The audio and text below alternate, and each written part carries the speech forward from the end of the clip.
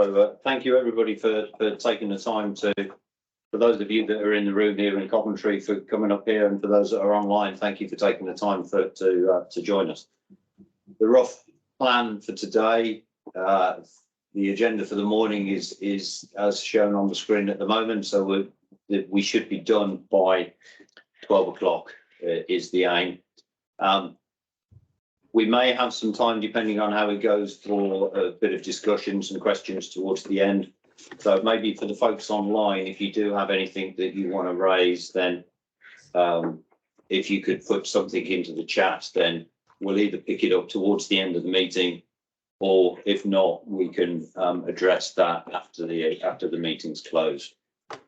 The event is being recorded, so just be aware of that. Jenny, is it actually, have you hit the record button? Yeah. I was going to say it's recorded now. Okay, yeah, recording has started, so that's good. And this is a fairly open format, so it's probably best if we don't discuss anything that's commercially sensitive. If you want to have any conversations along those lines, let's leave it until afterwards so we can do it one-to-one. And we will make a copy of these slides available after this event. Just very quickly up front, welcome everybody to the powered light vehicle community. This has taken a little bit of a time to get it up and running, but we're very pleased that it is now going. And the intention of this is to bring everybody in the world of PLVs together, give everybody the opportunity to discuss whatever needs discussing, and bring together users, manufacturers, government, both central and local, and organisations like the Energy Savings Trust, to bring everybody together so we can collectively drive the use of zero emission PLVs forward. At that point, what I'll do is I'll hand over to Rachel, if I may.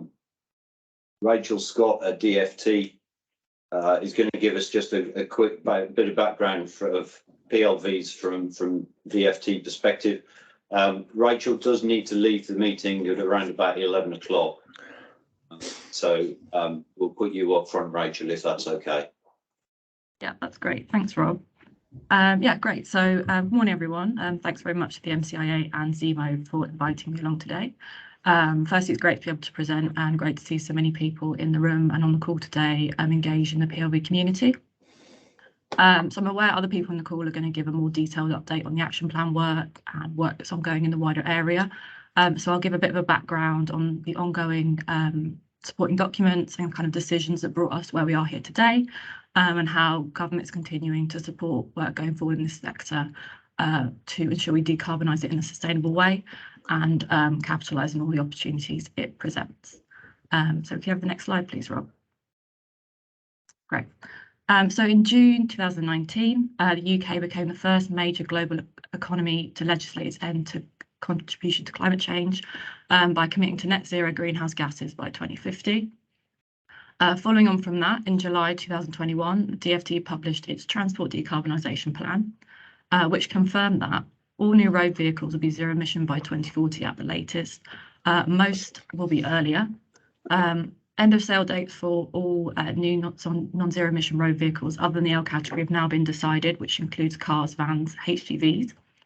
It also committed consulting on an end of sales date of 2035 or earlier if a faster transition appears feasible for L category vehicles. So following on from that, and how we got here today is the result of another commitment from the Transport Decarbonisation Plan, the PLV Action Plan, which I understand will be spoken about in further detail today. So following on from the TDP commitment on the consultation, this ran from July to September 2022. Thank you very much for all your responses. We're now analysing, and a full government response will be published in due course. The table there sets out what the proposed end of sales dates for new non-zero emission L category vehicles are, split between two dates. But as I said, a government response will be published in due course. Could we have the next slide, please? So what's next? What we're doing now? So we're continuing at pace to decarbonise the sector. We recognise that the opportunities for zero emission PLVs are huge. So we're continuing our work with industry and other stakeholders to prime the sector ahead of ending the sale of new knots on zero emission vehicles. So to give a quick snapshot of some of the work we're currently supporting, or again, I believe you'll be receiving a more detailed update on these work streams later in the meeting. So we've dedicated £350,000 funding for a feasibility competition to help industry develop zero emission motorcycle supply in the UK. This competition is being run by the Niche Vehicle Network. And again, an update will be coming later. We're also working alongside the Energy Saving Trust to understand barriers and opportunities for zero emission PLVs and to highlight the benefits to businesses, local government and other users. Eleanor, who leads on micromobility at DFT, I believe is also on the call here today, and I think she may wish to say a few words on the transport bill. Morning. Hi everyone. Hope you can hear me okay.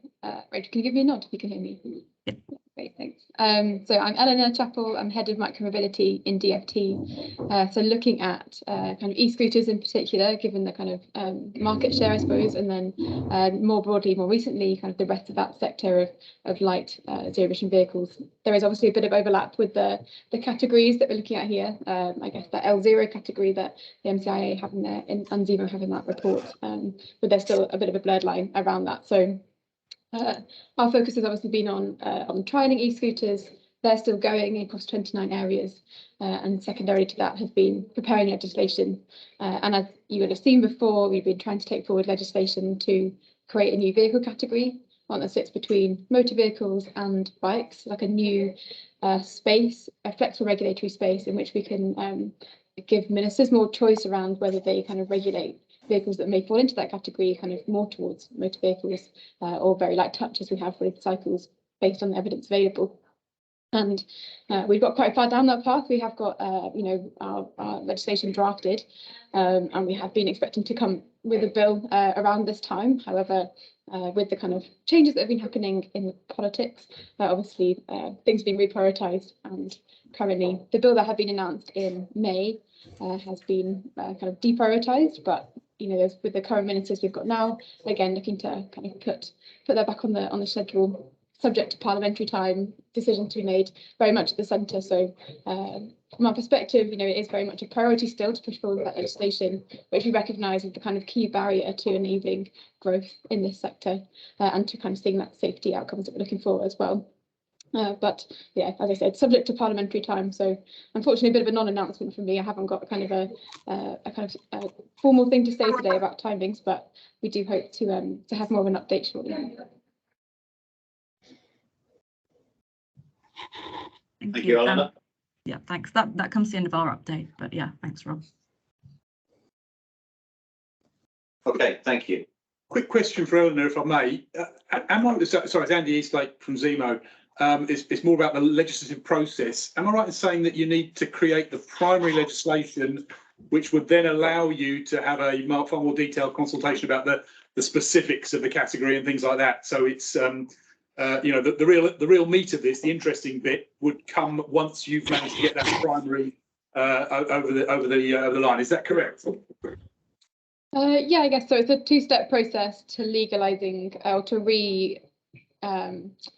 re-regulating vehicles that come into that category. So the primary is just giving the Secretary of State powers to create a new regulatory framework effectively, and then how those powers are then applied come to the regulations that would follow, and the timings of consultations around that can be subject to the timings of the bill, and we'll obviously be letting all of you know as really key stakeholders in this when that consultation is around. But yeah, you're right, it's a two-step process. So the primary and then the secondary for the kind of individual vehicle categories within that broader ELSA, low speed zero emission vehicle category. That's great. It's just so if we're working on that, we can continue working in parallel whilst you try and get the headline regulations on the table. So that obviously it's an area of particular interest to a number of the players. So great, thanks, Alan. All right, thank you. One thing I might just add briefly. Sorry, it's hard to see the room with a tiny screen. But I would add that current ministers are really interested in the industrial opportunity of micromobility. So the kind of, the jobs, the growth, the R&D potential, I think, yeah, we've got a really exciting opportunity actually with this current set of ministers. Jessie Norman is the future transport minister to build our partnership with the stakeholders in this room today with regards to kind of the economic opportunity here as well. All right, perfect. Thank you very much to both of you. And Rachel, you're excused if you need to go and get your train. Yeah, I can stick around for another half an hour, but yeah, I'll let you know when I've dropped off. All right.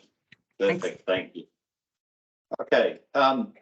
What I wanted to do next is given that this is the first meeting, I'm conscious that there are probably some people in the room and online who are familiar with MCIA, but not so familiar with Zemo, and possibly vice versa as well. So I thought we should just have a quick sort of bit of background as to who Zemo is and then who MCIA is. So Andy Eastlake, Yep. who is the Zemo CEO, if you could say a few words about who Zemo is. First thing I'll say actually for Eleanor, if you're talking to Jessie Norman, can you express that it's micromobility and PLV he should be interested in from the industrial opportunity, because that extends all the way up to where the automotive takeover at M1N1. Small point, but Zemo. So introduction of Zemo. We've been around since 2003, originally as the Low Carbon Vehicle Partnership, which, as it says on the tin, was all about trying to move the transport sector, road transport sector, to lower carbon impact. Now, if you think back to 2002 when we started, that was when I think there was a lot of talk about hydrogen buses being the future. We'd just got things like the hybrid Prius coming out, so it was a different time indeed. Electric vehicles weren't really seen as the opportunity at that stage. Fast forward now, obviously we've made great inroads, and there's a whole different agenda and a different legislative backdrop, the net zero agenda, which says we've got to take ourselves down to zero and transport within that. The unique thing about Zemo, and the reason it was set up, was to try and bring, if you like, to try and stop the lobbying between government and auto industry, and to try and bring a much wider group of people around the table to work on this together. And I think that's the interesting point, and it particularly plays into things like PLVs, where we need to have the major manufacturers and the providers of those vehicles, but we also need the energy providers, particularly when we're talking about be that e-fuels or be that electricity or hydrogen. We need to talk about energy and energy infrastructure because they all play into that. We need the technology providers and the industry. So part of our agenda is about stimulating opportunities for UK business as well. And then there's, if you like, the enablers. So people like the fleets and the finance and leasing, they are key enablers in moving any market forward. And of course, we try to embrace the research and academic arena as well, including environmental policymakers. One of the key people that is part of the group is actually the users. And that's, we are nothing without the people wanting to use these vehicles. And it's important that whatever we come up with is all about that. So Zemo is designed to try and bring all of these voices around one table and help move the agenda forward towards low and ultimately zero carbon transport, and indeed zero air quality impact as well. So we have a dual remit around greenhouse gases and air quality. Do you want to hit on, Rob? Quick outline, we've got about 250 members who pay a membership fee. So like the MCIA, we are a membership organisation. However, unlike the MCIA, we also get a grant from government, direct from government, for a proportion of our funding. So we effectively report in to the DFT team, and Rachel's part of the team that within which we report into the decarbonisation. Bob Moran, head of decarbonisation, is effectively the route for us. And we agree our work programme between members and government every year, so that we are both delivering for government and delivering for our members in trying to move this agenda forward. But those are a number of the, and as you can see, there's big names there. There's the Ford and Scania and people like that. But there's then users like First Bus, go ahead. We've got government departments. We've got Dennis Eagle, our refuse collection vehicle manufacturer. So a lot of different players, and we've also got a variety of those on our board as well. So a quite well-rounded group of people that come together. We work across road transport, so we've got a very active group on buses and coaches. And if you like, one of our halos is the bus and coach arena, where we have shaped government policy and helped shape the funding regime around that, and supported the rollout and the users. And actually, urban buses are electrifying and going zero emissions probably almost as fast as the moped sector in the PLV space. So they're a success story. We have a group on cars. A separate group looking at fuels. So we have a tradition of looking at renewable fuels, biofuels, biomethane, and latterly sort of development and sustainable fuels. We've got a group looking at commercial vehicles. We've got a fairly new group looking at the energy infrastructure. So we brought that together to build up the linkage between the vehicles and energy, which is going to be such a critical piece of how this moves forward. And then there's a separate sort of community that we sort of catch all for other activities, which is where our work on PLVs has sat for the last few years in collaborative initiatives. If we go on, Rob. I think importantly, and Tony will probably mention this, we as Zemo, and actually Simon Bailey's in the room here with us, and he knows to our chagrin, we've been working on this, or trying to work on this for 8 years, probably, I think 8-9 years. To try and move this sector forward. I would say that many years ago, we identified within our community that the powered light vehicle sector, L category, was overlooked in government policy, in government sort of recognition. So we've been working at this. We worked with a group of academics for a number of years, and Simon was part of that team, and pulled together some modules and a report around the opportunities around powered light vehicles. And then more latterly, Tony and I met up and realised that we had this sort of agenda in common, and have been working together to try and move forward the opportunities for this lighter, less resource intensive, lower congestion, lower emissions sector, to see how we can really get it, A, on the agenda, and B, also move that forward towards zero emissions in the longer term. In the last couple of years, we've published a couple of reports jointly with Tony and his team and the MCA, and this community is if you like, a manifestation of us demonstrating how we can work together.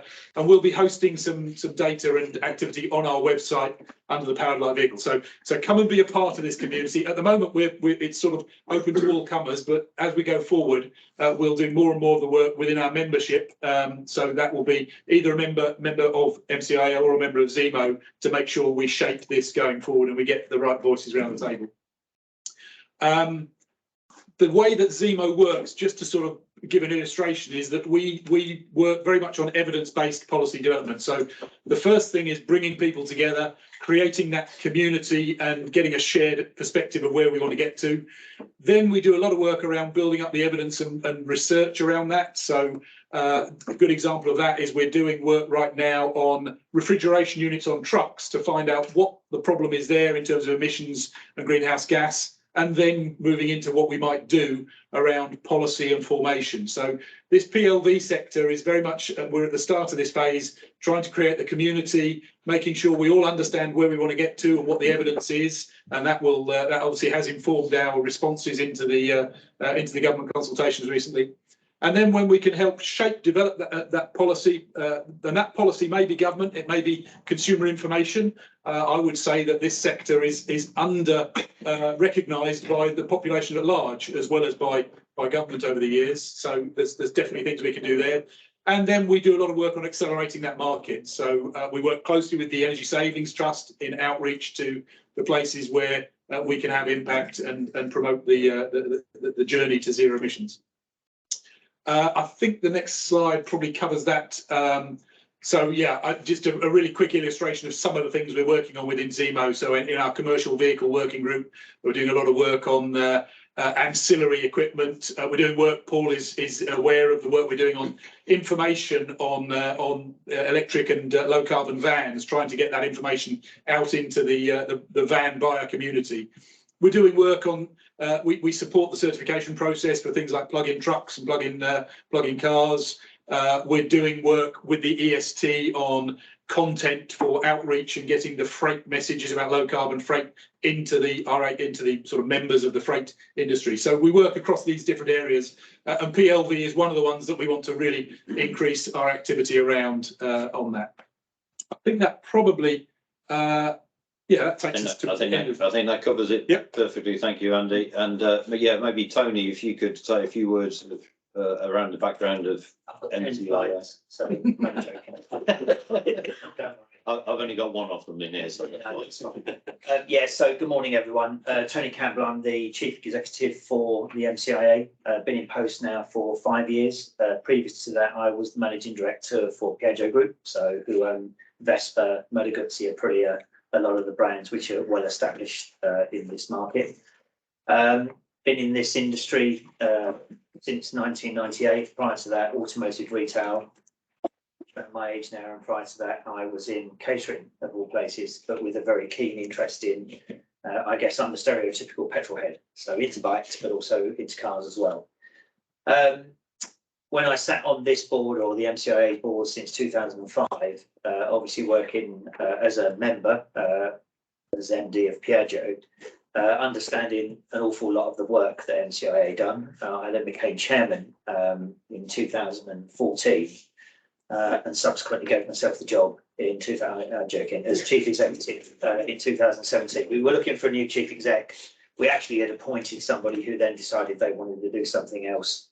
And the board at the time said, look, Tony, I think it'd be a great opportunity for you. At which point, having done quite a lot of work looking and searching for a new chief exec and trying to map out and understand and visualise where the sector needed to go, that was really a great challenge for me. The sector is really, as I say, well established, and very much in that camp of, we don't want change. We want more young people riding motorbikes, but we don't want change. And the behaviours of the sector, manufacturers and MCIA included, was very rearward-looking, forward-looking. So we were fighting potential threats to our market rather than being proactive to promote the sector to government, to say actually we're a big part of the future solution. And this is where we really I met Andy first off, and then we embarked on a process of saying, okay, so we've got a big challenge because motorcycles, particularly, bearing in mind we're a very broad sector, which I'll touch on in a moment. Motorcycles, you mentioned that word. Statistics tells us 97% of the age population that can drive or ride, only 3% ride motorbikes. So therefore, the majority of people think they're dangerous, noisy, smelly, and they're a problem rather than the solution. So we had to really reinvent ourselves, and in doing so, we, believe it or not, I presented to my board to say we're actually going to stop using the word motorcycles. You can imagine the deep breath from the established manufacturers, but they were smart enough to understand that was part of our challenge. MCIA have always represented the full span of L category. So from everyone right through to L7. We don't have many members in L7. We do now have CF membership. We've had some discussions with Citroën, obviously with their new Citroën Amy that they are bringing to the marketplace. And, I very much see, we're getting squeezed, or the traditional sectors being squeezed from the top and the bottom. So we're seeing more and more light mobility coming in, which currently either sits in the regulation space or at the low end of L category. And we see the automotive manufacturers saying, right, our future landscape is going to change because there's going to be subscription-based transport systems, there's going to be a lot more vehicle sharing, car clubs, etc., etc. Therefore, the chances are we're going to sell less vehicles. So therefore, what do we do? And I think for those reasons, this sector has become really quite interesting. And as we see the increase in cycling and low-powered electric mobility and the desire to use road space, for creating nicer urban and suburban environments, road space becomes limited. But one of my big things that I've always said from day one is that, healthy streets, as we use as a reference, need to be financially healthy as well, in terms of being vibrant city centres, nice places to live, places where people still want to work. If you absolutely restrict movement of traditional vehicles, then that becomes a problem. And then all of a sudden business gets paralysed, and then it's no longer a good place to work. So I saw that we had a fantastic potential here for this sector. And as I said, this is when Andy and I first started to meet. So as I said, the market currently is, 80% L3, 80% power two-wheelers, and a large portion of that, roughly 50% currently is leisure. But 50% is last mile and commuting. And this is beginning to expand quite rapidly. So we recognised the great opportunity. We launched a position paper, if you want to call it, which was really opening government's eyes to what this sector could bring. It was actually when Jesse Norman was last the Minister for Transport, and he actually went 3 weeks before we launched the document. So we had a minister from Bays come and do a keynote speech, and it was incredibly well received. And it was at that point Bob Moran, I think the light bulb went on, because he then contacted us and said, actually, we didn't think about it this way. We didn't really realise the opportunity, and with the work that Andy had already been doing, it was a great moment. So we had a ministerial roundtable, presented the document which had lots of research already embedded into that. And then subsequently we ended up in the decarb plan, and then the output is the action plan, which you're going to hear more about today. So we've, it's took 5 years, but we've completely changed where the sector sits. As it says here, we've got 180 companies in membership, so all the large OEMs, many new companies coming to market, so new starts, companies such as Andy and Richard that are here from Super Soco, who are the biggest players in the market in terms of electric power two-wheelers at the moment with the Super Soco brand. And I think it was really, the work we were doing, and these guys really not just buying into that, but they can see I've been a disciple on this quest for quite some time. Because as a sector, just to conclude, is, we have a user demographic that's my age, and there's the problem.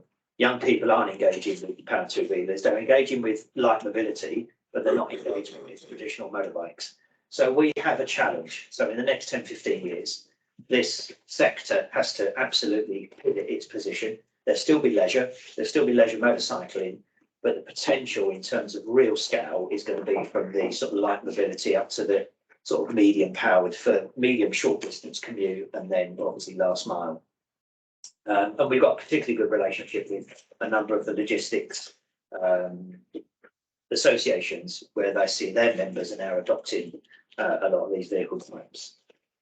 So yeah, unlike the SMMTs, we're the equivalent of the SMMT, and I'm not sure if that's positive or negative to say that, but we represent really broadly the whole sector. The only bit we don't represent, two elements. One is the retail. The National Dealer Association does that, which is part of the RMI, which is the space they sit in, but we work really closely with them.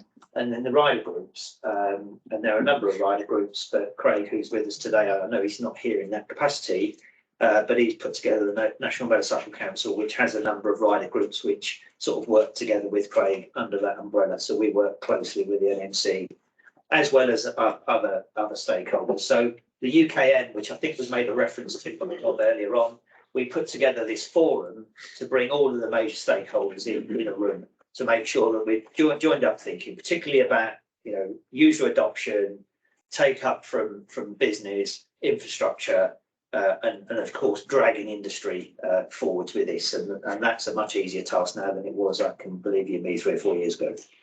So that's it. Thank you very much, and look forward to hearing further discussion from everyone.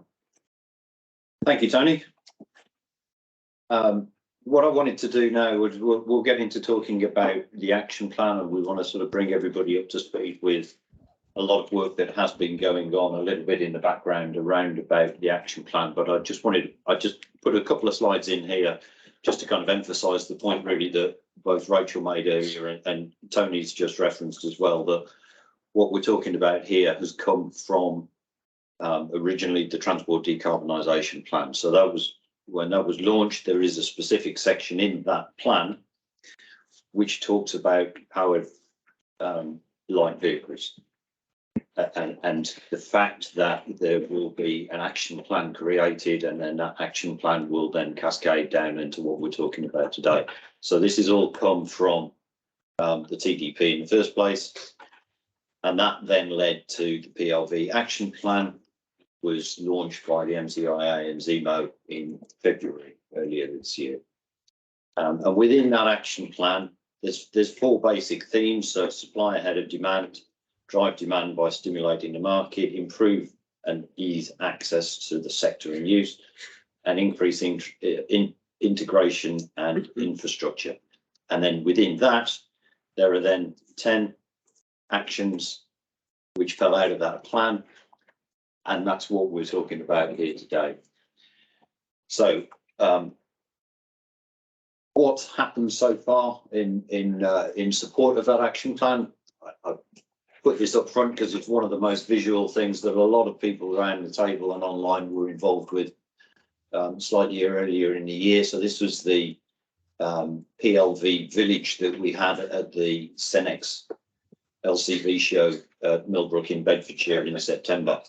And we got a lot of really good feedback about this, and the point of this was to increase the visibility, pull people together, and make the point that the PLV group is quite a diverse range of vehicles, from 2-wheel mopeds at the bottom end up to large quadricycles and vehicles, the motor at the top end of the range there. And I think that's one of the important things that we as a group need to do, is to make sure that it really is understood that there's a range of vehicles that are part of this PLV community. One of the other things that we are doing at Zemo to support this is, this hasn't gone live yet. Andy talked about the website that we have at the moment. We're about to launch a section on that specifically about PLVs. That should be going live in the next few weeks. And we see that as becoming a bit of a hub for everything to do with PLVs and links to other sites. Joe, I think you're going to talk about the site that EST are launching as well, and the work that you're doing. So we'll have a link to the EST site on ours and vice versa. So the idea is to make all of the information that we're talking about, all of the processes that we're going through, the actions that we're following, let's make it as easy as possible for everybody in the community to access that information. I think an important point is that we actually each have different communities. So Tony and his members, you've got great reach into the existing PLV sector, and we've got a different group of people. So we're trying to provide, if you like, a place where we can all join up the dots, but certainly not overtake anybody's. You know, EST have got much better reach into local authorities than we have as Zemo, for example. So let's work together to use our communities to get this message out there as widely as possible. Yeah, absolutely. So we'll go through this in a little bit of a step by step. We'll just look at each of the actions in turn, and some of them are being led by Zemo, some of them are being led by MCIA, and some of them are leaning fairly heavily on the work that EST are doing. So we'll switch around a little bit as to who's talking through each of these. So Alfie, do you want to take us through the first one? Yeah, thanks, Rob. Hi everyone, I'm Alfie Brady. I'm Head of Policy and Public Affairs at MCIA. So we're going to do a bit of a double team on the different actions. So just before I start, we're not going to be, well, I'm certainly not going to be too detailed in terms of the policy. I'd rather we sort of resist detailed policy discussion on the different actions for today. But we are going to give, first of all, a brief reminder of the context around the actions themselves, how they came about and why they're important. And also just in terms of where with actually progressing those actions, either with us internally and Zemo or indeed with DOT.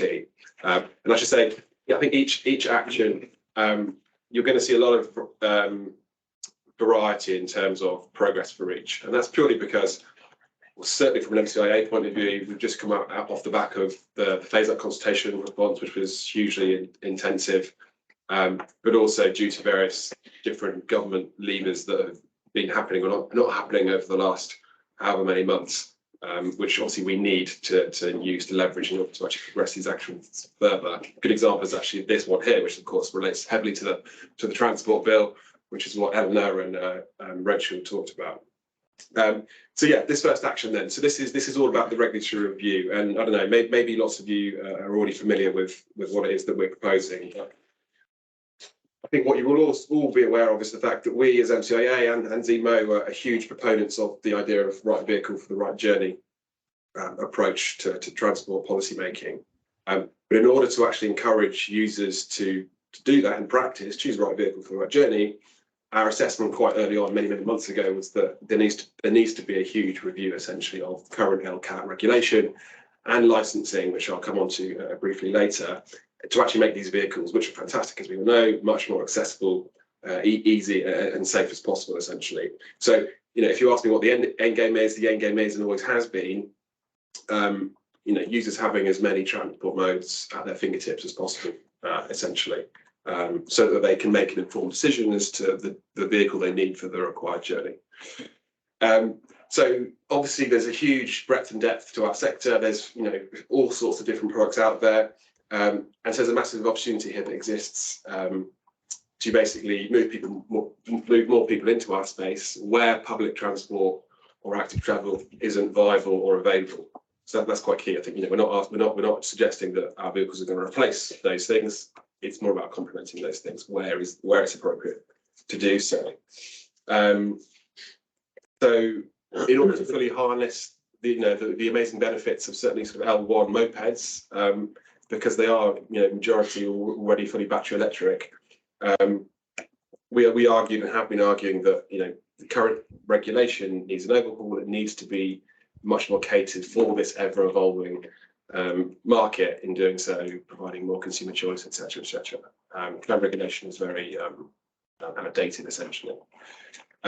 So what we've essentially, just to really cut a long story short, because it is incredibly a complex area, we've you can see here produced this document, Pathway to Electric Light Mobility, which puts forwards our proposals on the creation of this new low light electric moped, we've called it, which may or may not be very similar to what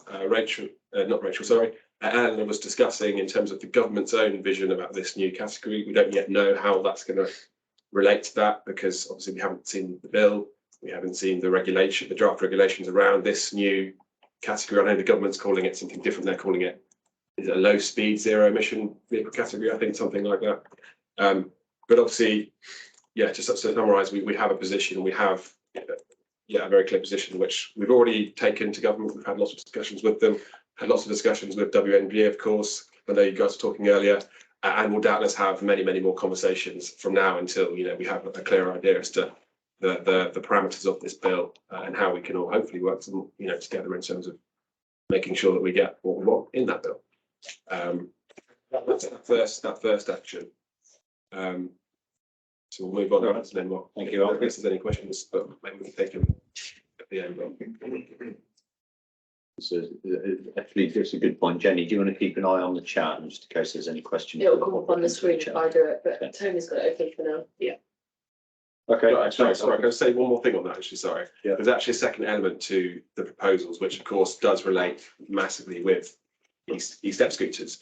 So alongside what I've just suggested in terms of the creation of this new category, we also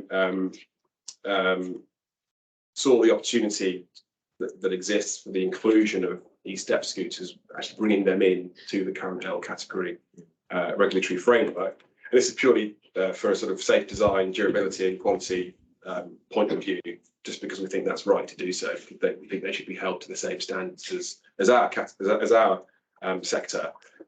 So to sum up, sorry, one last thing on this. So essentially, by applying regulation for the purposes of addressing some of the concerns around private step scooters, but also, as I say, for that sort of future proofing point that I made, there's a huge opportunity to exist to, you know, to get more manufacturers producing these newer vehicles and being able to bring them more to market. Essentially, so yeah, sorry, that's that. Right. Thank you. If you want, man, I just want to make one final point, and it's not to sort of contradict LV, because I know certainly the WMG group and other stakeholders in this space are very fearful of over-regulated space that then builds lots of cost into light mobility, and of course it's meant to be accessible and affordable. I think what we are suggesting, we're saying, look, it should sit within a regulatory framework that is fit for purpose. So not necessarily a copy and paste of what we see today. Yeah, that's fine. So if the standards need to have some sort of very light touch type approval, which then covers those issues of quality and safety, then that's what it should be. It isn't let's take the whole vehicle type approval approach and suddenly apply it to a light mobility vehicle. But that's part of our argument with this lighter moped category. So we, clearly want to create this new bit between bicycles, because there's no clarity at the moment, and e-bikes and what constitutes an e-bike, and then where the L categories start. And this is the bit that needs to be. So it's element part of L1 we call it L0, pushed into this new regulatory space, and then a framework for micro mobility as we know it. And please be very aware that e-step scooters is not the only solution, and we have history behind us now to teach us a lot about how these vehicles will evolve. Let's not kid ourselves to think e-scooters is the end game. It's far from the end game, it's the beginning. And those vehicles will completely evolve over the next 5 years. So it's making sure any regulation can accommodate that evolution, and we don't end up having to go back to the table in a few years' time, because there's a load of vehicles out there that are actually illegal again. So it's just getting that right is what we're really saying. That's a bit of a balance. Yeah. Thanks, Tony. Next, we'll move on to what is actually, I've written there that it's actions, yes, actions 2 and 3. So this is looking at development of component supply chains and the manufacturing base in the UK. And the route to look at these two is part of what we've done is work with the niche vehicle network to develop some competitions. And as Rachel mentioned earlier on, there's 350k of funding that we've got from DFT to fund some competitions to look at what can be done to develop the supply chains and manufacturing base. We've got Scott Thompson from the Niche Vehicle Network on the line. So Scott, I've got a couple of slides here which he sent me, so thank you for that. Come and run us through where we are with the competitions at the moment. Yeah, absolutely. Good morning, everyone. Nice to see you today. Nice to see a few familiar names on the attendee list as well. So if we could have the next slide then, please, Rob. So yeah, just by way of a very brief introduction, just 10 seconds for those of you that don't know who the Niche Vehicle Network are. We basically represent the interests of the low volume vehicle sector within the UK, typically defined as up to about 10,000 units a year. People tend to think of niche vehicles perhaps in the context of kit cars, and that's sort of to some extent where it evolved from, but we do cover everything from micromobility through to refuse trucks in terms of the sorts of vehicles that we worked with. As has been mentioned, we have a competition framework that we use for our normal competitions, which through our discussions with Zemo, kind of around a number of industry related topics, appeared to be very kind of compatible with supporting a kind of a very quick, fast start competition. So back in September, we launched the Zero Emission Pad Light Vehicles Feasibility Studies competition. So that was opened back in September. If we could perhaps have the next slide, please, Rob, or whoever's driving, thank you. So yeah, launched at LCV, and the concept of this competition is to undertake a 3-month, primarily desktop study, which would be used for companies to basically start some research or some preliminary work to look at how that might stimulate the pad light vehicle sector. I haven't kind of alluded to it in the slides in particular, but it's worth saying that kind of at MVM we have been supporting some projects in the powered light vehicle sector within the last couple of years. We have funded things such as new e-scooters, we have supported 3-wheeler aerodynamic motorcycles, we have supported motorcycle specific electric motor development, motorcycle specific battery packs, and have worked with the likes of Moke. However, it's fair to say that most of our competitions have a very broad range vehicle types. This competition is very different in that it was only open to those working in the PLV sector, so it's a very focused competition. It was open to everything from L1EB through to L7 category, but just picking up on the action points that were highlighted previously, there were some specific areas of interest around L3 and L7 category and what could be done to stimulate the supply chain, the componentry that would support the development of those vehicles, as well as the development and introduction of new products and vehicles within that sector. So the competition closed on the 17th of October. We had over 40 applications that were received into the competition, which I think was a good level of response considering it was very specific. The current status on the competition is the bids have been independently assessed, and we are currently in the process of reviewing those with the DfT this week to finalise those that are going to be successful. We were hoping to have done that this week, so I have had a few of you on the line today chasing me about responses, just to say we are just running a couple of days behind schedule on that. So by next week we hope to be in a position to let the applicants know who's been successful. All the applicants will receive feedback on the applications that they've submitted. For those that have been successful, they'll then proceed through into a financial due diligence phase, just where we have to complete some basic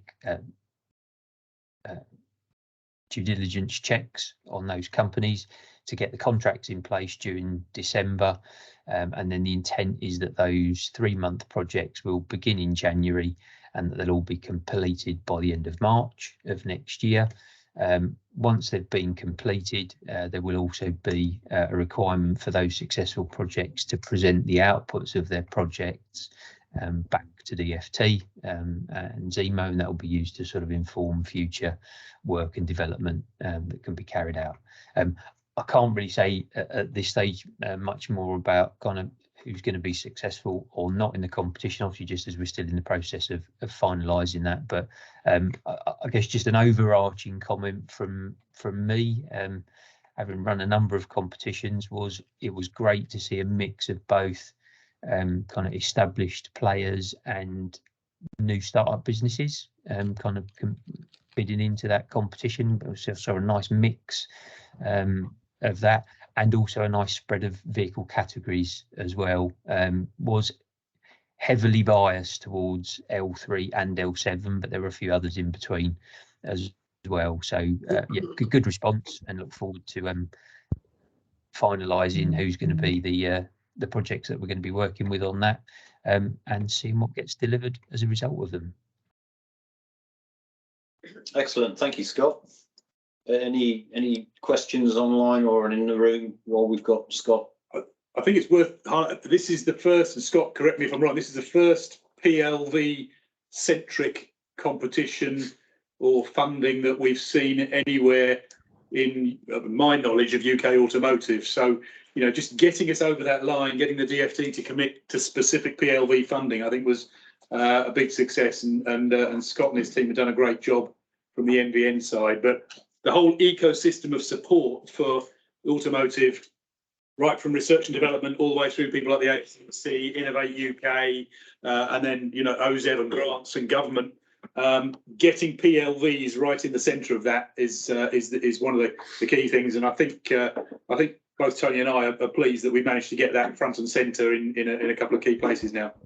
Yeah, absolutely. I mean, I think the other thing I would say is, even just for Niche Vehicle Network, it's the first time we've run such a vehicle sector specific competition. We normally have quite a broad, as alluded to, we normally have quite a broad eligibility criteria for vehicle types. This is the first one that we've done, and considering it's relatively narrow within kind of the wider field of all sorts of vehicles that could traditionally apply into our competitions, the level of engagement we got with the number of applications we got was, if I'm being quite candid, was kind of over and above what we were expecting. We weren't too sure what sort of response we'd get, and demand was certainly higher than we perhaps initially thought it might be.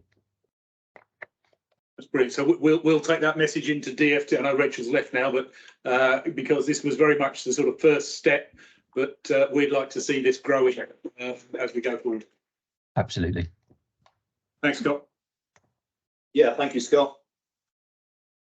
The next few actions, I think, MCIA lead again. So I'll hand back to you, Alfie. And I know there's going to be a bit of interaction and a bit of leading on EST as well with some of these. Yeah. So I'll hand back to Alfie. Thanks, Rob. Yeah, so this action is, grants and incentives. I think, as we all know, I mean, the current incentives program for our sector is pretty poor, certainly compared to other vehicle categories. Well, yeah, exactly. Not least given the decimation effectively of the plugging grant. So that's the backdrop to this. So obviously it was an obvious area for us to include in the action plan. And I think just as an example, I think the situation is so dire. I think probably the best.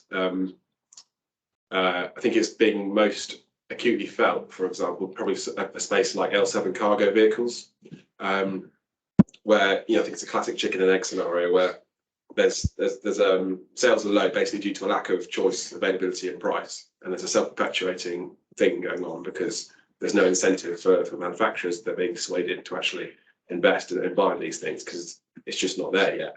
And of course, having an incentives program which is such that it really does encourage the uptake of these vehicles because they are fantastic for lifetime delivery, etc., air quality, all the usual arguments.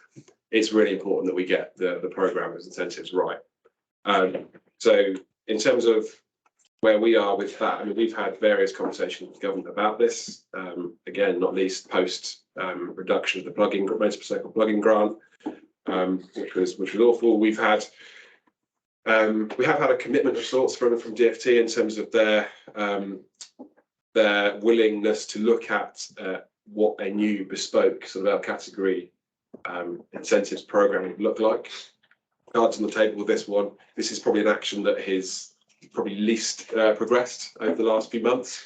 I think one of the main reasons for that is purely because so much of our action plan lobbying, if you will, is being focused so much with DFT, obviously, a bit of BASE, but this is a whole separate sort of treasury piece as well.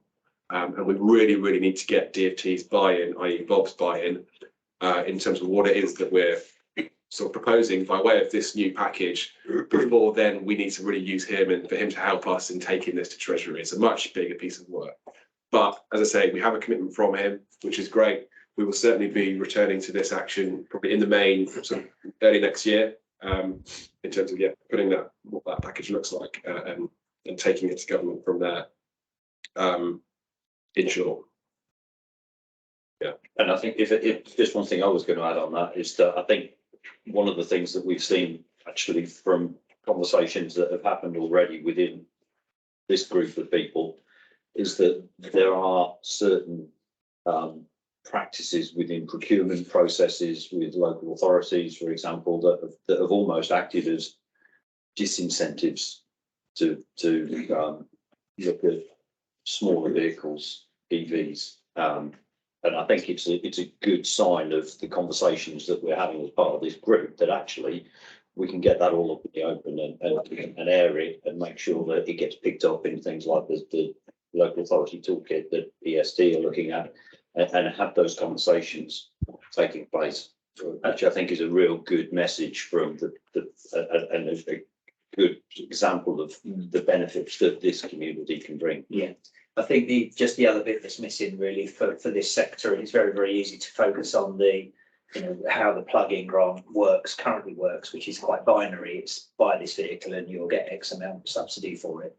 That where we're absent in lots of other benefits, both to corporate or to business and also to the employee. So employee benefit schemes, some sort of, there's lots of, it really, we're not saying we want to be back where we were. As Alfie said, there needs to be a package approach to this, and in a very complex sector, it needs to cater, for a very, very disparate sort of potential end users and companies. So it's not simple, give us this amount per vehicle and we'll sell loads more. The reason why it was cut, unfortunately, was the fact that actually DFT's position was me? Okay, yeah, okay, cool. in the light mobility area, so predominantly moped and L3, lower end L3. The market was already quickly evolving. 50 to 60% of the volumes. It's okay to have this on. Hold on. Can only, oh, there we go, I think. Well done, thank you. Was already fully electric. So the feeling is the momentum had already been created, and now we've seen a drop off in those volumes. But the average subsidy was about £660 in the sector. So, this was the feeling that actually it never needed to be £1,500, which was the maximum amount. But the cut is obviously had a big impact. So, as I said, I think it just needs to be better thought out and a more complicated approach, which I'm sure won't be perfect, but simply just increasing the amount per vehicle is not the way forwards. So can we just go to Paul? I think Paul put a comment in the chat which relates to Bob's lack of understanding in this area, which I'd be interested to hear more about. I think, Paul, did you speak with Bob yesterday? Did you? I don't know if he's there. Or you're muted if you're trying to talk. You might be on a call. Yeah. We got it, so it might be. Yeah. I have to come back. But that certainly predicts. He does know because he's asked me for input many times. So we have had the conversations with him about this. I promise you. So we'll come back to him. Anyway, okay. Should we move on? So the next one is around public awareness campaign. So I think just first thing to say here is that I think the term public awareness campaign is probably not right anymore. It's far too grandiose a term and probably not accurate. This is probably more now essentially a combination of different activities with ourselves, Zemo and MCIA, and EST as well, and of course DFT. This is not a unified public awareness campaign. Just FYI.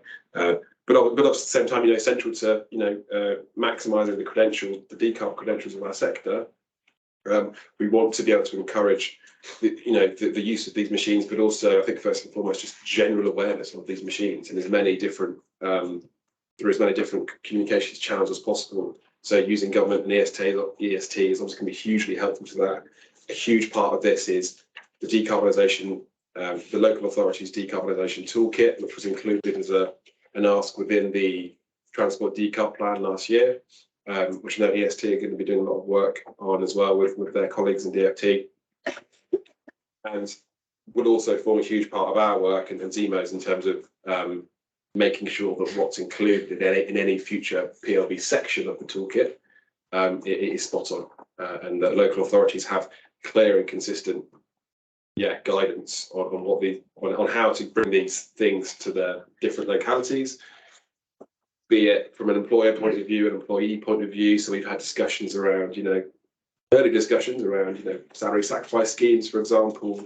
What should employers' obligations be in terms of providing showers, for example, to allay weather concerns, all these kind of issues, which we want to make sure that we feed into things like the toolkit, but also other government EST platforms, which I know you guys will probably touch on shortly. So that's what I'll say on that particular one, unless there's any questions. If I could just add one final comment, sorry, just giving an example of when we launched the action plan and the build up to that, and working with Bob and his team, it was all about we really do need to have this sort of top-down approach, because obviously with devolved governments, local authorities with a much more rightfully so local power to they formulate their own approach, their own policies, then you get this massive inconsistency, which is a real challenge for any industry. And to give a good example, there's currently an example of one of the London boroughs that's looking to, for all the right reasons, is to restrict access with motorised vehicles, but they're also including electric vehicles in our sector. So part of that answer is that they because they don't understand it enough, so they're not being told this is something we want to encourage. They're making the local decision to say, actually, this is something we want to make difficult for. And you know, whilst I don't like to call them motorcycles, many of the e-bikes, which are higher powered, they're not 250-watt pedal assisted. In theory, they're motorbikes, and of course they go off the radar because they look like a bicycle. So again, it's just getting clarity around this with a toolkit which caters for all the different. I mean, we had a fantastic meeting with Blackburn Town Council, desperate to be a city, but currently a town, where they saw fantastic potential for this sector. But the monies they had available was to spend on active travel, but the environment they're in, it's very difficult to promote cycling and walking when they live in a valley with lots of big hills. And they were particularly interested in what we were doing. So this toolkit needs to be, as I said, a suite of stuff, guidance, that local authorities can pick the bits that really work for them. And that's what then should attract the funding, not them creating their own ideas. And then we have this complete jigsaw of that doesn't never create a full picture. Sorry. Thank you, Tony. Okay, so the next one is licensing, which obviously is a huge one for us. Really big one. So we've spoken about getting the product right, the supply, certainly that earlier first action around the regulatory review, this new category. We've talked about ensuring that demand is there as well to actually drive demand for these new products. So getting you know, a decent incentives package in place. So this is where we come into all about access. Those first two things are really only part of the solution to making these things, you know, more commonplace. Because currently the licensing regime for our sector, unlike, for example, micromobility products, it's incredibly onerous. It's incredibly intimidating, arguably, and also repetitive, which is and has always been historically a huge deterrent for people getting onto these machines.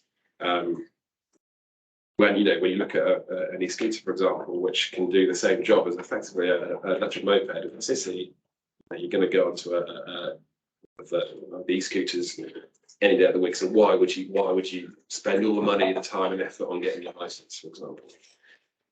So where we are with this, so we have a finalised proposal in terms of our licensing recommendations that focused pretty specifically onto the L3 space. But what we have also just recently begun, and I think we're sort of finalising, Tony, you correct me if I'm wrong on this, finalising licensing proposals for the entire category space from an MCI point of view. Yes, we absolutely have. And we're currently sort of engaged with DVSA on the bit that they're familiar with already. We've done a lot of work cross-sector with rider groups, etc., on creating this proposal. But what we've also done, very much so, because obviously very easy to concentrate on where the market is at the moment, we've also done a review of those other L categories. Because, being brutally honest, there are quite a few loopholes in there. And if these vehicle types are going to suddenly increase quite massively in use, we don't want to create barriers, but we want to make sure if they are adopted, the user's properly trained and it's safe to use those vehicle types. So we've already, as I said, we looked at the current regime, which was carryover 3DLD in terms of access to what are the main sectors, so L1, L3, so motorcycles and scooters. But we've also looked in a lot of detail and put a proposal together, which we're starting to engage with DVSA on. So that piece of work is now starting to progress, and actually internally they're actually commencing this review now as part of this post-Brexit work to look at what was wrong about the European regulation, which is obviously what we carried out. Just to say if he wasn't already, all this tied up with this REUL work the government's doing, which is to look at EU regulation, what to amend, what to keep, to get rid of. It's quite an exciting area, actually, as Tony just mentioned. There's a partnership approach on this with DVSA. My hunch is they'll start progressing rapidly in January, but we'll have to see what happens with that. I'm really sorry. I've got a meeting today, so I'll see most of you this afternoon, hopefully. Okay, thank you, Tony. Thank you. Okay, moving on. Okay, action 7, increasing mobility in rural communities. So this is a far more simple sort of recommendation and piece of work for us. Again, there's no need to explain why it's important. It's a no-brainer and essential that people in rural communities just have just as much access to these types of vehicles as those in suburban areas. So we've been doing a lot of work with Wheels to Work, the Wheels to Work initiative, which Tony sits on the board for, so he's heavily involved. In short, we've discussed with certainly the then Minister Trudy Harrison, and we'll be discussing with the new minister when we get hold of it. And from Bob, there's a commitment that they want to do something. They want to do more with this scheme. They want to expand it. Essentially, they want to, and so we are meeting with them. I'm not sure when it is. I think it's probably soon, Jen, isn't it? It's going to be in the diary, isn't it? Couple of weeks, yeah. Oh, it is, okay, fine. Yeah. So we're taking basically the Wheels to Work board to DFT to present to them what the scheme is, how it may or may not need to be sort of updated and expanded for the sake of meeting government's own agenda on this stuff. We're also developing some with Wheels to Work and DFT and ESD, I think, some video case studies as well. Might be good to get Andy along for that, seeing as we've done the biggest Wheels to Work fleet in the UK with Teesside. Yeah, absolutely.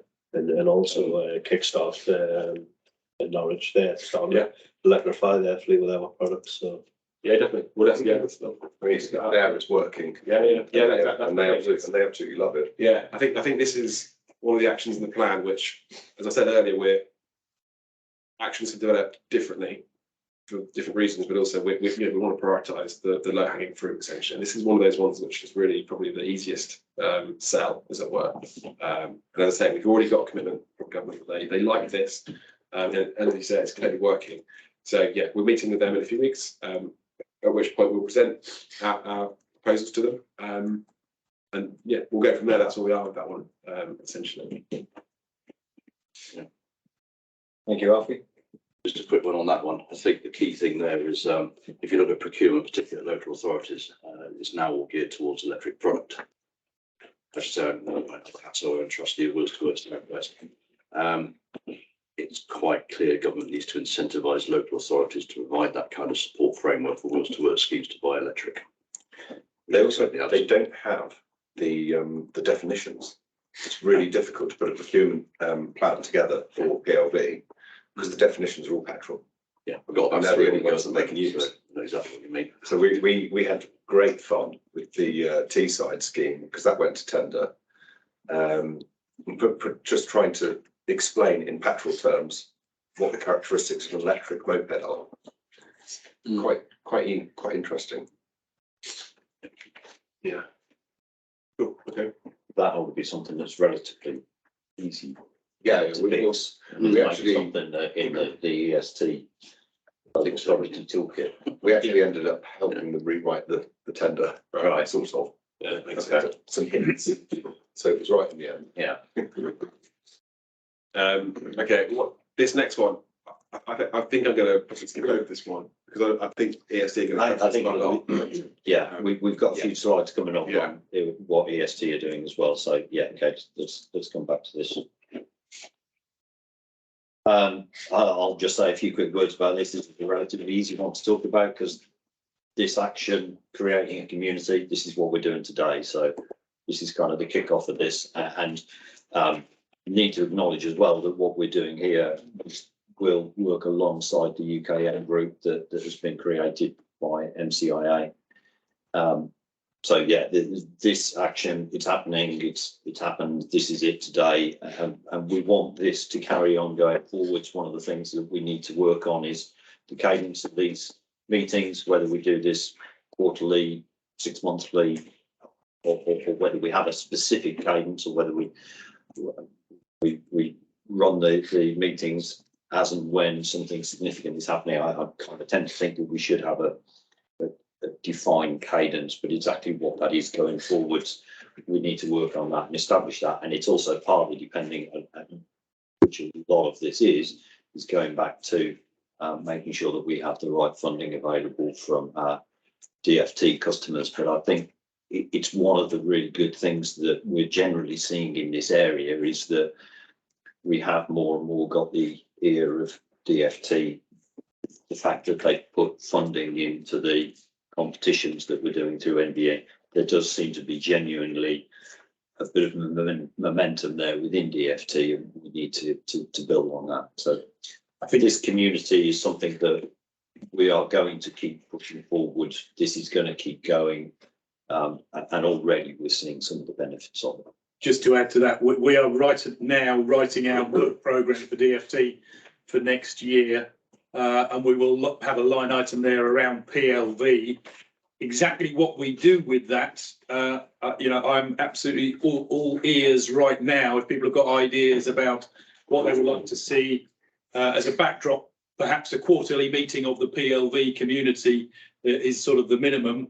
But if you've got thoughts, throw them in at myself or Rob now, because we'll bake that into our plan for DFT. I think that was a comment. Was that Paul? Let's wait till Alfie comes back. And yeah, we'll just hang on for one moment, Paul, because Alfie's just left the room. Once Alfie's back, we'll put you on the speaker. Sorry, Mark. Within that, manufacturing supply chain working group, all that together in terms of end industry aspects of it. I don't know if that's part of the plan. I think that's a key. So we'd probably look to Tony's team to look at that sort of manufacturing side. But yeah, what we want to do is to reach out to the wider supply chain. Not supply chain, is that reaching into automotive, almost reaching down to micromobility, potentially e-bike or new economies of scale. Yeah. Similarities in processes, in technology, in components. So I think there's probably, and we'll talk to Scott about this, but there may well be a really nice forum when we get the output from the PLV projects, which are 3-month projects and feasibility studies. So that there might well be that between us we create a platform to circulate that and have an open forum about that manufacturing. Yeah, and link in with the APC and people like that. So let's have a think about that as part of the package of next year's activity as a specific sort of supply chain. It feels right, definitely.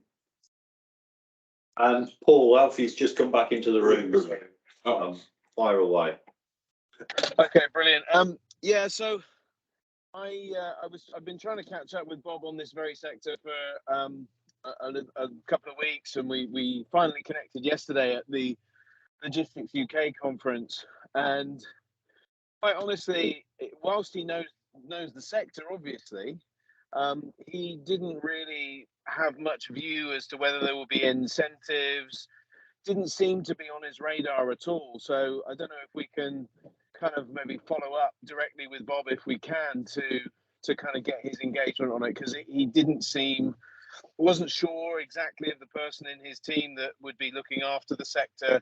I don't know if he got the wrong end of the stick from me, which is possible, but he didn't seem massively engaged on that sector. Not dismissive of, but just not engaged with.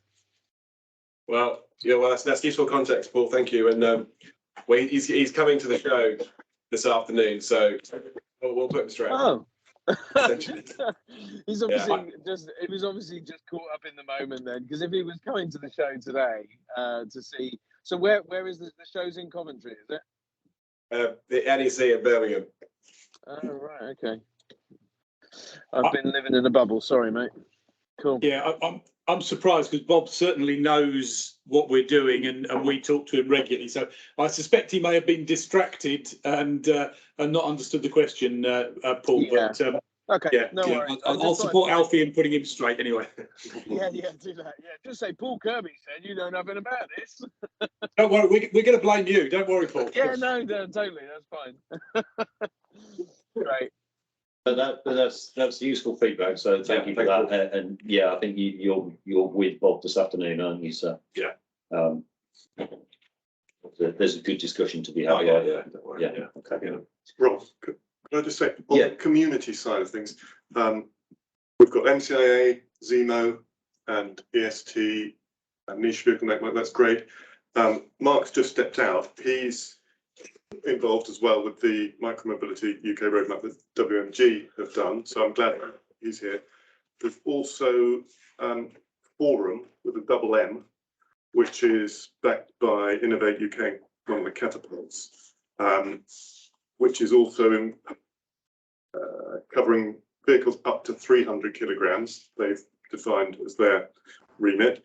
The WMG classification was up to 230 kilograms. And there's also some academics, Hugh Davis, you know, who's on sick leave at the moment, but they use the term small electric vehicles, SEV. So I'm just conscious there are kind of 4 overlapping groups here, and I'm glad Mark's here from WMG, but can we all talk to each other and try and straighten out also some of the terminology, because WMG is saying PMV, powered micromobility vehicles. MTIA has, and we're using PLV. Forum has their own definition based on the SAE, which I think is an American organisation, mainly. Who's the Forum link there? Do you know, Simon?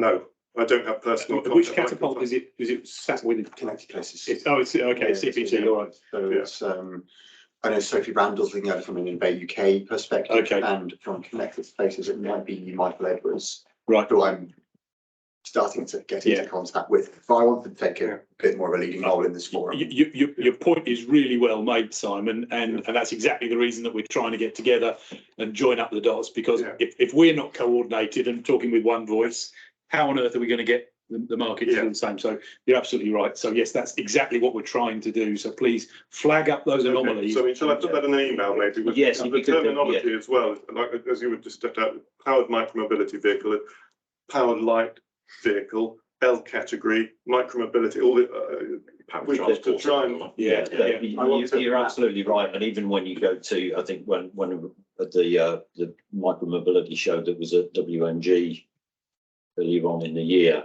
there was plenty of there was a few vehicles there that were L category vehicles rather than micromobility, which is kind of sits below. So I think, which is not a bad thing, but you're absolutely right that I think there's an awful lot of different terms flying around the place. There's an awful lot of different types of vehicles. And we're in this position at the moment where there's all sorts of innovative new vehicles being developed, and right now it's really difficult to sort of put some of those into a particular pigeonhole. We do absolutely need to get that resolved. Those clear definitions from a legislative point of view need defining, and those boundaries putting in there for what legislation means. But then when you're looking at, but then there does need to be some more all-encompassing terms which cover supply chain and value chain and manufacturing, because of the similarities across all those different vehicle types. So there is merit in sort of an umbrella sort of forum or working groups that cover all of it, but clear separation between the different types from a legislative. Absolutely, and you're right. If we can't be clear amongst ourselves as to what all these different terms mean and which vehicles are included in which category, it's very difficult to then have the conversation with other people who are maybe less involved with the sector.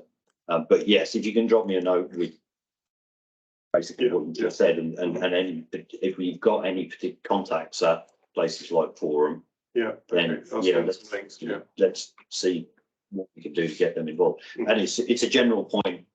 What I was going to come on to right at the end of this session is just who else should be involved that isn't at the moment. Whose door do we need to be going and knocking on? Because I had a couple of people. Right. So I think the big problem that we have at the moment in our sector, obviously, Andy and I represent 35% of all PLVs on the roads, which are motorcycles in the UK. We maintain a fleet of 35,000 of them across Europe. Where we're having difficulty is in enforcement. So we're talking about lots of new vehicle categories, etc. But the problem that we've actually got at the moment is that people are making up their own vehicle types, putting them on the road, and nothing's happening.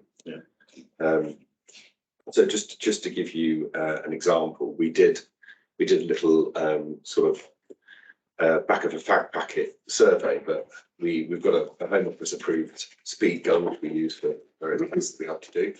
And I just sent a couple of work experience guys down onto South Bank to see how many bicycles were powered and going over the speed limit and not pedalling, and it was all of them. Right.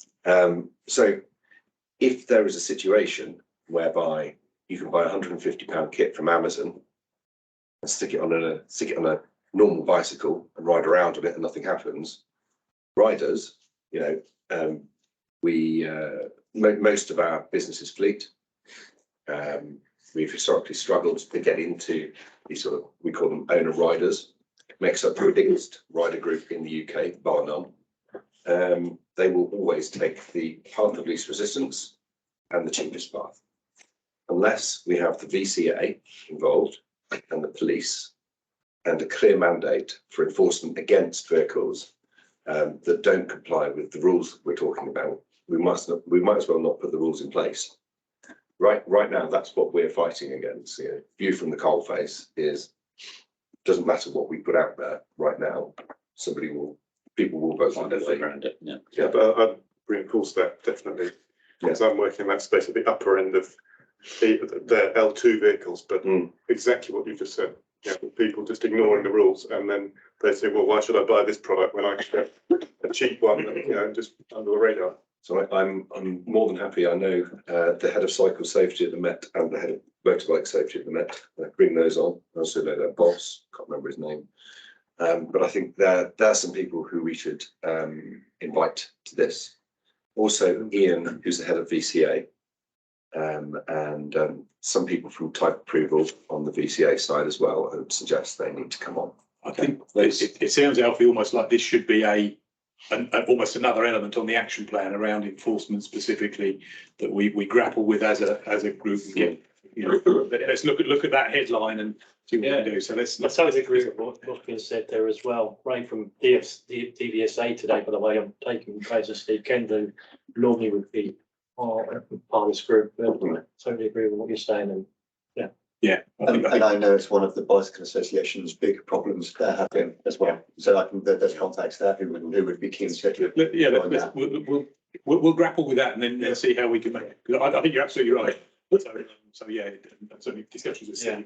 I wasn't aware, but partly involved in some of the prosecution that went on just very recently. You might have seen some press releases of some e-bikes that were overpowered. They weren't e-bikes at all. They weren't e-packed or else for PCs. They were basically motorbikes. But yeah, I'm very much aware of certain bikes that, as you say, you go on YouTube and they tell you exactly how to dismantle them. So there was one which Steve Wilson at the Met has got a photo of it. It's a bicycle with a generator on the back of it, powering 2 electric motors. He's actually put a petrol generator on the back of a bicycle. I'm currently looking at one even just yesterday and today, an e-scooter that they're advertising can do 60 miles an hour. It's going through registration. It's not station at the moment. It's yes, it's just crazy when you think of even seeing how them things stop. Stopping distance. Yeah, they are incredibly dangerous. I think there's definitely a good conversation to be had here, and we're slightly conscious of the time. And we need to. We've got a bunch of slides from EST to talk through as well. So let's crack on. But absolutely, this is a really good conversation that we need to carry on. And mentioning EST, Joe. Yeah, sure. Thanks, Rob. Yours. I'll just do a quick run through of what we're doing for PLVs, but we've heard quite a lot of it already. But yeah, just about the Energy Saving Trust, if you're not familiar with us. So we're independent, working to address the climate emergency and delivering a zero carbon society. And as we've already kind of talked about, our kind of people we work with range from individuals, businesses and local governments, as well as DFT and national government as well. We're just sort of kind of all about saving energy and reducing carbon emissions. Go to the next slide, Rob. So the PLV work we do, as we've already touched on, we're looking to work with local authorities and businesses on PLV initiatives, and what solutions, well, identify kind of what problems people have with transport and see where PLVs could fit as solutions, and the opportunity of them. As Richard said earlier, as part of working with DFT. And then specifically the actions that we're looking at initially, as part of the action plan, action 4, so, reviewing the grant and incentivization structure. So we've previously run e-cargo bike grant schemes and things like that. So we have to be kind of expertise there, and they were very successful. So I can imagine similar things if we get DFT and Treasury buy-in would be something well received. Action 5 is kind of the main thing we're working on at the moment. So this awareness campaign, we've launched our webpage a couple of weeks ago, which, as Rob said, once they've kind of got their webpage up and running, we'll cross-reference each other, and the webpage is kind of geared towards our target audience. So as we've already said as well, we have different target audiences between us, and hopefully that our own kind of content will attract interest from our particular networks. And then we're also developing some information packs at the moment, specifically about how PLVs can serve consumers, so commuters, and then a separate one on how they can support businesses in their various activities, whether that be delivery or otherwise. And we've already also mentioned video case studies. So we're looking to get from a consumer perspective, whether that's a small business or a commuter, if they've taken up PLV recently or they're using it for whatever their daily activities are, we want to get their perspective and kind of put that on our website in the form of video case studies or written case studies, so seeing how PLVs, how they use them, how they might be the advantage of maybe cars that they might have used in the past and things like that. So we're looking at gathering those, and then also delivering some webinars as well, just kind of to raise awareness. Action 7. So again, promoting PLV solutions in rural-based projects. So EST are looking at doing some more rural-based stuff as part of our next work plan. So we will feed PLVs into those wherever they, seen as solutions to those problems. And Action 8, engaging with local authorities, and doing a chapter in the toolkit on PLVs. So as Energy Saving Trust, we deliver the DFT's Transport Decarbonisation Toolkit, and so we'll look to develop a chapter on PLVs as well in the near future, hopefully. And then again, just continued engagement with all the different partners and people in the room as well. And hopefully today has kind of shown that we're all talking to each other, we're all helping each other with different parts of this action plan. Hopefully that's come across, and this community can help progress that plan. Do you have a question? You also look at the manufacturing of PLVs as part of this in terms of where it's manufactured, recycling aluminium and different sort of energy saving during the manufacturing process? Not as part of this project. There might be some other teams that look at that, maybe for electric vans at the moment, but we don't do that. Yeah, I don't think it's typically part of the ES2. So we do a certain amount of work on life cycle analysis type. We have, we did a study with the MCIA, an outline study on LCA, really comparing different vehicles. So I think that key point is an area that we should take forward, because it's one of the key benefits of smaller, lighter, and then if we can get UK manufacturing and as you say, high recyclability and high durability potentially, which on some of these things. Yeah. So yeah, I think that's probably a next step that we ought to start looking at a bit more strongly as we move forward. Yeah, there is a bit of that in the Tomorrow's Journeys paper actually. Okay. Yeah, this is it has been covered, not full life cycle, but definitely carbon. Yeah, more as a comparison with cars, and so highlighting the benefits on a life cycle basis we've done. What we haven't done is sort of start to compare, what we could do within the motorcycle, the L category sector to improve the LCA footprint of that sector. It was more of a comparison with car, van, and other options. But there's nobody really driving that at the moment. Probably not. That, you know, the life cycle analysis isn't yet in any regulations anywhere, is it? In terms of, there's talk about it coming into automotive in Europe in the near future. It's something we've been really pushing. We're trying to push it into buses at the minute, but I know it's been an area. So e-scooters is a good example where if they only last for 3 months, you know, it's all, you know, it's not a very good picture from a life cycle basis. So I think it's an area where we do want to open up Pandora's box a bit more and work out what we need to do. So I think it's definitely an area of activity that we can move forward on. There is a recent precedent in the Paris tender. So we tendered for 3,000 mopeds in Paris. We'd never done this exercise before. We had to put a lot of new processes in place in terms of recycling plastics, recycling components, etc. But we did it. And it is a really interesting piece of work, and that is publicly available. You have to speak French, unfortunately, but Google Translate. I'd be really interested in that, in terms of if that's an example where LCAs are being embedded into procurement. I think that's a great example, because it's almost unheard of at the moment. As I'm looking, I don't think anybody's doing that. I've tendered for a few in the UK that's had life cycle ramifications, and where your supply chain comes from, how sustainable those processes are, things like that. Right.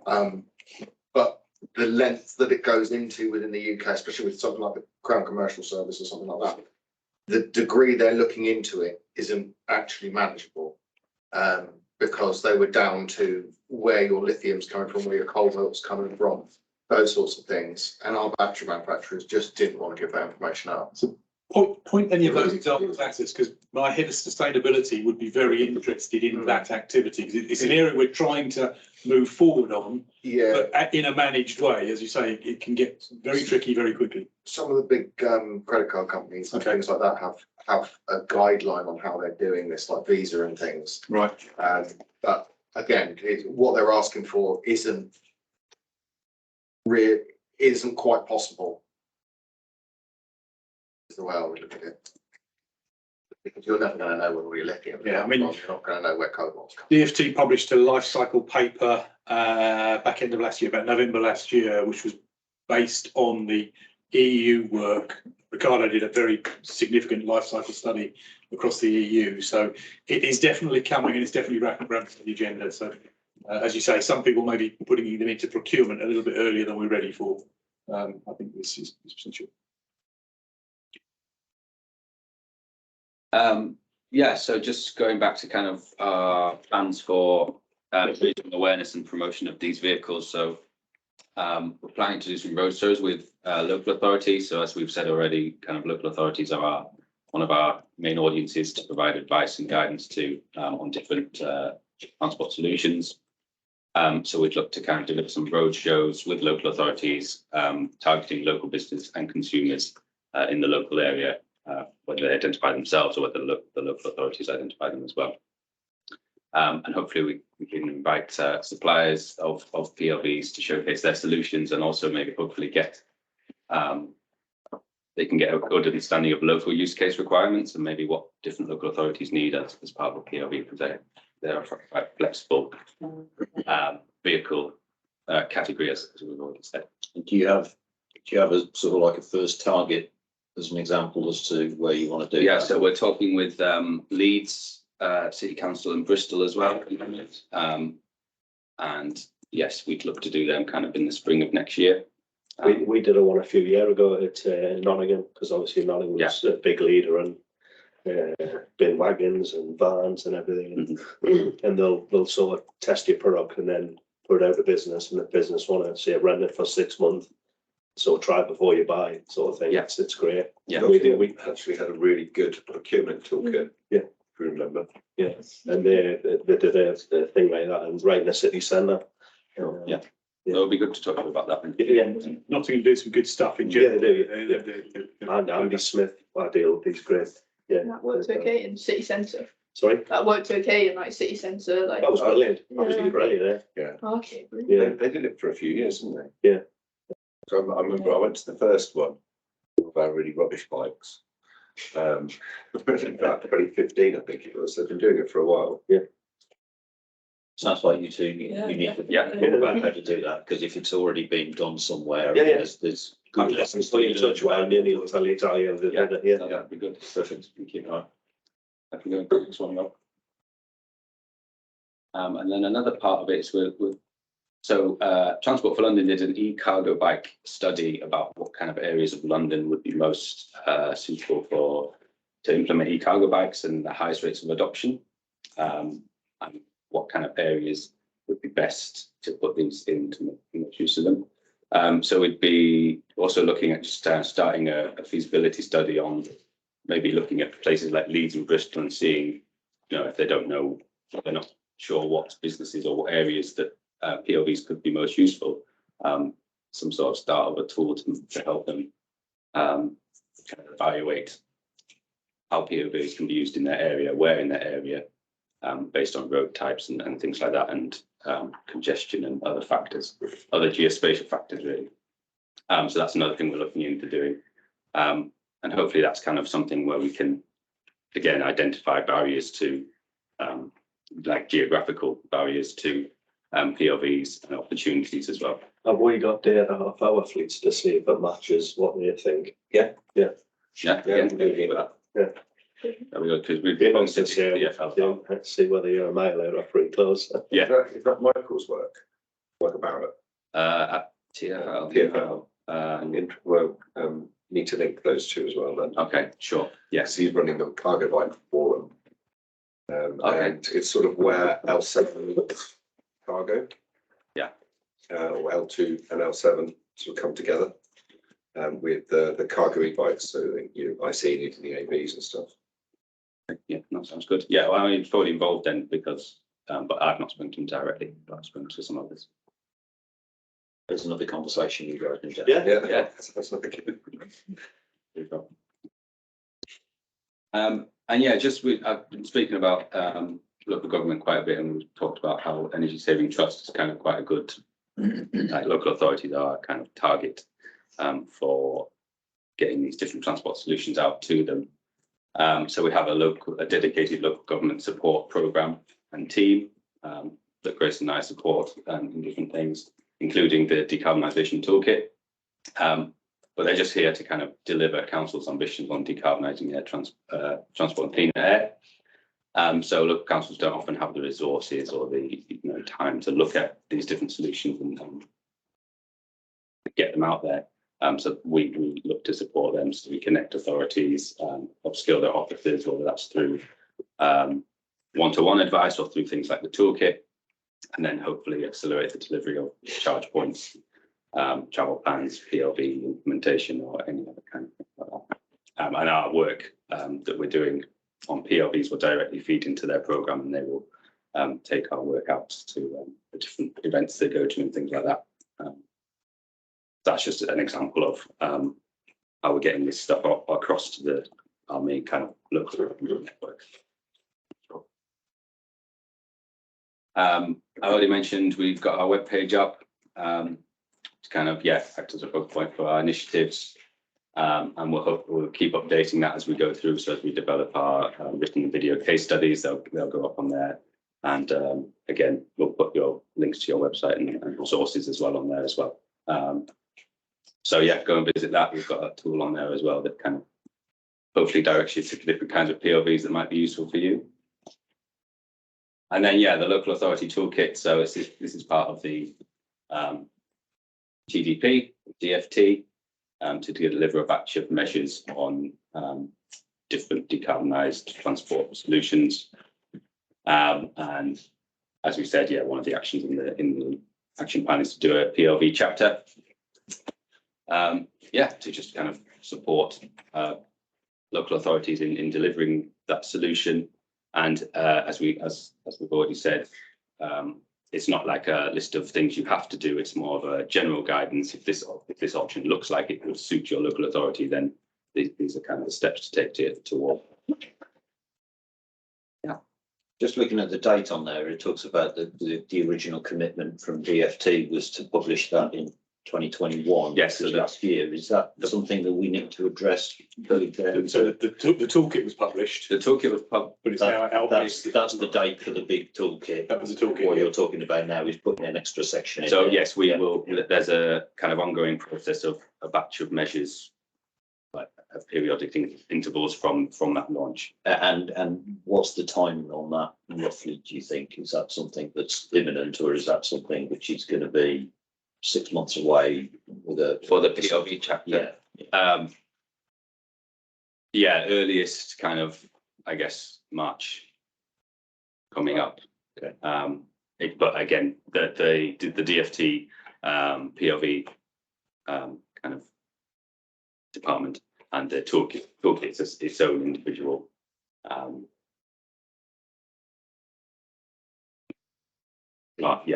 So will there be an opportunity to review it before it's published? Yes, so when we write them, we write the chapters ourselves and we will circulate it to so the community. That's the key. That's the we'll use this community to try and help Yeah. coordinate the vocabulary and things like that. Exactly. All of those things that we've raised. Yeah, so it's a collaborative process that developing the chapters. Yes, so Energy Saving Trust, and then myself and Grace are here to talk about anything more on that. Nice. Thank you, Joe. So we are pretty much at the end of our allotted time. So this is going to be a relatively quick wrap up, and I don't think we're really going to have a great deal of time right now for a long question and answer and discussion session. But I think there's already plenty of discussions that need to happen offline, and this can absolutely continue going forwards. And I'm really pleased that actually we haven't just managed to gallop through all of these slides, because it's a sign that there's an awful lot of good stuff to be talked about here, and pulling this community together is doing exactly what we intended it to do, which is enabling these conversations to happen. And if there's already stuff that you guys at Vimoto have been involved in Nottingham that can work to help with EST going forward, that's just a perfect demonstration of what we want to achieve with this community, and try and do everything in a little bit more of a joined up fashion. Just a couple of things very quickly going forwards, and next steps is Joe has talked about the EST roadshows that they're planning on having. I'm sure the EST would welcome whatever input from anybody on how best to do those, what to do, what not to do, when to do them, etc., etc., etc. So you'll have Joe's email details in this package of slides, which we'll make available to you all. Worth saying, we ran the PLV village at Cenex last year. We're planning on doing that again going forward. We've welcomed thoughts from everybody as to how do we improve that? How do we change it? Do we turn that into a ride and drive event rather than just a static event? How do we expand that to include different brands, different types of vehicles? Again, welcome thoughts from all parties on that moving forward. But it did seem it was put together as a fairly last minute thing, but it seemed to be a really good success at the show that's just happened. So I think there's definitely something we can do there at next year's show and going forward to promote this sector. That's one of the key places where the industry comes together. So DFT and BAYS come along. So I think it would be good if we can build on that, and we may need to ask for a bit of funding to support it. But the aim is that we try to build up a community, so we do it in a coordinated and cost-effective manner. So keen to talk to people about any ideas or support for that. So yeah, if there are any suggestions, if there are any comments, then myself and Alfie, our contact details are on the slide there, so please don't hesitate to get in touch. And the last thing which I probably need to say on there, especially since my boss is sat in the room with me, is that of course we would like everybody to join Zemo and MCIA. We're membership organisations. We, as Andy said, for Zemo, we do get some funding from DFT, but a lot of what we try to do isn't directly funded by DFT, and we're able to do some of the things that we do because of the funding that we get from our membership. So if anybody would like further details on that, it's all available on our website, or see me afterwards. Can we also say thank you to the MCIA team, because we know this is one of their busiest times of the year for hosting the meeting and putting it on. So, Jenny, thank you very much indeed. We know it was it's fitting it in around everything else we're trying to do this week is tricky. So thanks. If anybody's planning on going to the motorcycle live show today or until Sunday, feel free. We're in Hall 2. We'll show you all the electric products that's out there now. We'll come and have a look this afternoon. Yeah. All right. So, and yeah, thank you to all of you that are online as well. I hope this has been a useful session. We will aim to do this again in the not too distant future. We'll make sure that you're all included, and if there's anybody else who you think should be included, then please let us know. And it sounds like possibly somebody's kettle is just. Thank you very much, everybody.